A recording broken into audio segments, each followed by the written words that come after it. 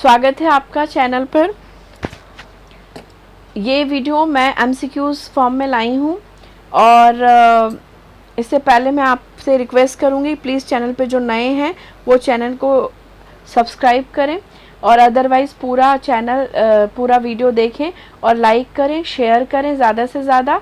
ये इकोनॉमिक्स के एमसीक्यूज़ हैं। इससे पहले मैंने 2 वीडियोस डाले थे जो कि एमसीक्यूज़ मतलब सारी की जो बेसिक थ्योरी होती है इकोनॉमिक्स की उसकी सारी डिटेल थी उनमें, और इकोनॉमिक्स के नाम भी थे।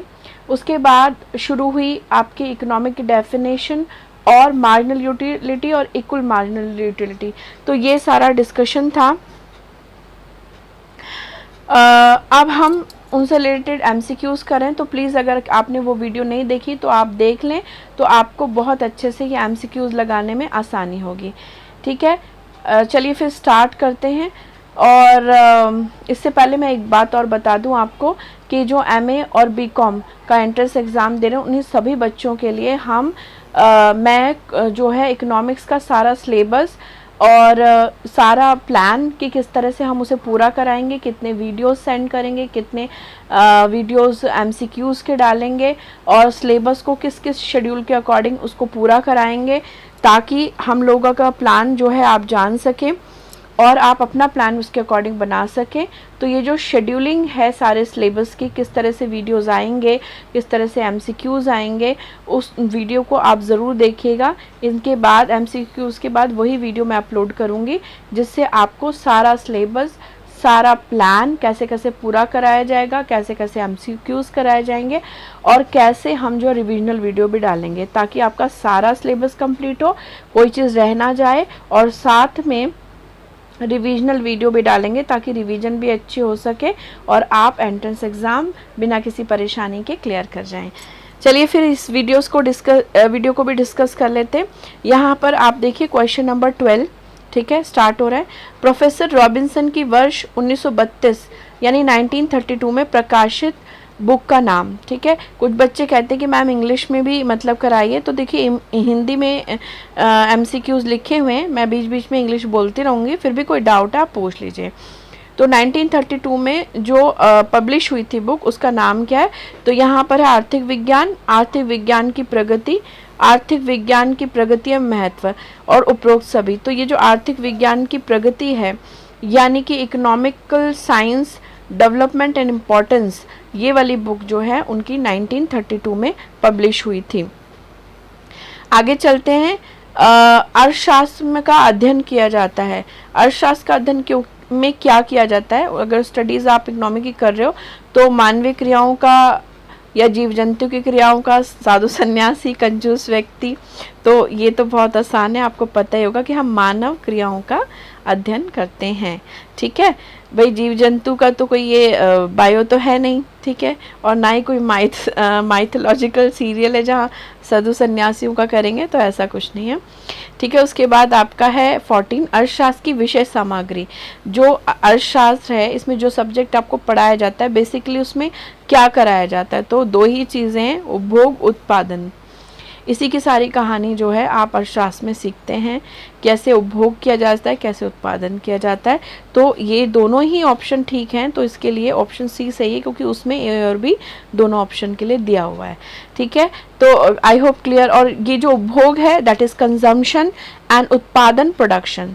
तो इकोनॉमिक्स की जो सब्जेक्ट वैल्यू है उसमें क्या क्या है? Production and consumption. ठीक है, चलिए फिर आगे और भी एमसीक्यूज़ करते हैं, आप बने रहिए चैनल पर। हाँ जी, अब यहाँ पर देखिए क्वेश्चन नंबर 15 है, आर्थिक नियमों के संबंध में कौन सा सही नहीं है? अब मैं आपको बताऊं, जब आप क्वेश्चन पढ़ा करें ना एमसीक्यूज़, बहुत सारे बच्चे तो क्वेश्चन को ध्यान से पढ़ते ही नहीं है और मैक्सिमम गलती इस वजह से होती है। कोई उन्होंने क्वेश्चन में ऑप्शन है या ऑप्शन नहीं है ये पूछ रखा है, मतलब कोई चीज़ का होना या ना होना पूछ रखा है, इसलिए क्वेश्चन को उसका कीवर्ड क्या है, किस बारे में क्वेश्चन है, ऑप्शन के होने या ना होने के बारे में पूछ रखा है, इंक्लूड या एक्सक्लूड पूछ रखा है। तो प्लीज़ क्वेश्चन बहुत ध्यान से पढ़िए। तो आर्थिक नियमों का संबंध किससे है? आर्थिक नियम जो है वैज्ञानिक है, क्या ये सही है, सही नहीं है? तो आर्थिक नियम वैज्ञानिक होते हैं।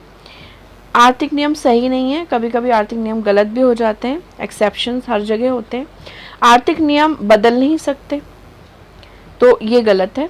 आर्थिक नियम बदल सकते हैं। आर्थिक नियम काल्पनिक होते हैं, बिकॉज हर किसी का अपना एक पॉइंट ऑफ व्यू होता है, ठीक है, तो उसके अकॉर्डिंग भी आर्थिक नियम बनाए जाते हैं और फिर नए लोग आते हैं उसे बदल भी देते हैं। तो जो सही नहीं है, ठीक है, वो ये कि बदल नहीं सकते। तो आर्थिक नियम तो बहुत बार बदलते हैं, हर इकोनॉमिक्स हर प्रॉब्लम को अपनी नज़र से देखता है, तो बदल सकते हैं, ठीक है। तो ये ऑप्शन सही है। उसके बाद समष्टि अर्थशास्त्र का दूसरा नाम, समष्टि अर्थशास्त्र मैक्रो इकोनॉमिक्स। मैक्रो इकोनॉमिक्स का दूसरा नाम विस्तृत अर्थशास्त्र है, ठीक है। ये तो एकदम डायरेक्ट क्वेश्चन पूछा हुआ है। चलिए आगे करते हैं। व्यष्टि अर्थशास्त्र के अंतर्गत अध्ययन किया जाता है। व्यष्टि यानी माइक्रो इकोनॉमिक्स के अकॉर्डिंग हम 1 मिनट रुकिएगा ज़रा। व्यष्टि अर्थशास्त्र के अंतर्गत हम अध्ययन करते हैं किसका? आप उपभोक्ता व्यवहार का अध्ययन करते हैं, आप मांग के सिद्धांत का अध्ययन करते हैं, या पूर्ति के सिद्धांत का अध्ययन। तो देखिए, उपभोक्ता कंज्यूमर बिहेवियर का अध्ययन किया जाता है, डिमांड लॉ का अध्ययन किया जाता है, और सप्लाई लॉ का भी अध्ययन किया जाता है। तो यहाँ पर क्योंकि सारे ऑप्शन सही हैं, तो ये उपरोक्त सही वाला ऑप्शन सबसे बेटर बैठेगा, ठीक है। आई होप क्लियरिटी आई होगी सभी को। चलिए आगे क्वेश्चन लगा लेते हैं हम लोग।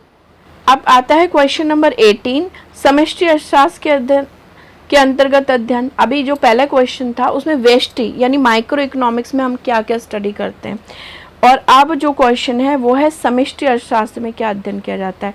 तो संतुलन का, असंतुलन का, समग्र मांग और समग्र पूर्ति का। तो देखिए संतुलन का, इक्विलिब्रियम्स, यहाँ पर हम डिफरेंट प्रोडक्शन का, कभी कॉस्टिंग का, कभी रेवेन्यू का, मतलब सभी का इक्विलिब्रियम देखते हैं, सभी का संतुलन भी देखते हैं और असंतुलन भी देखते हैं। समग्र मांग, जब हम सिर्फ मांग और पूर्ति की बात करें एक व्यक्तिगत बेस पे, तो वो व्यष्टि अर्थशास्त्र है। अभी समग्र, सबकी मांग और सबकी पूर्ति जब ऑल ओवर में देखते हैं तो ये समष्टि है, ठीक है। तो ये सारी चीज़ें आती हैं, तो इसलिए उपरोक्त सभी सबसे बेटर आंसर है। जब भी आपके क्वेश्चन में सारे ही ऑप्शन लगभग ठीक निकल रहे हैं, क्वेश्चन से रिलेटेड निकल रहे हैं, तो उपरोक्त सभी वाला ये आंसर हो सकता है। अगर उनमें से मान लीजिए 2 निकल रहा है ठीक, और तीसरा आपको आइडिया नहीं है, बट यहाँ ए और बी का ऑप्शन सही है, ऐसा कोई ऑप्शन नहीं है, तो ऑब्वियसली पहला दूसरा सही जा रहा, तो तीसरा भी सही ही होगा। ये मैं तुक्का लगाने का आपको तरीका बता रही हूँ। तो उपरोक्त सभी सबसे बेस्ट है, चाहे आप तीसरे वाले में कंफ्यूज भी क्यों ना हो, ठीक है। क्योंकि 2 को आपको कंफर्म है कि 2 तो है ही हैं, और तीसरा है नहीं पता, लेकिन चौथा ऑप्शन उपरोक्त सभी को दिखा रहा है, तो यही सबसे सही होगा। अच्छा, अब 19 क्वेश्चन को देख लेते हैं। उपभोग सभी उत्पादनों का लक्ष्य का प्रयोजन है। उपभोग सभी उत्पादन का लक्ष्य तथा प्रयोजन है, तो ये किसने कहा है?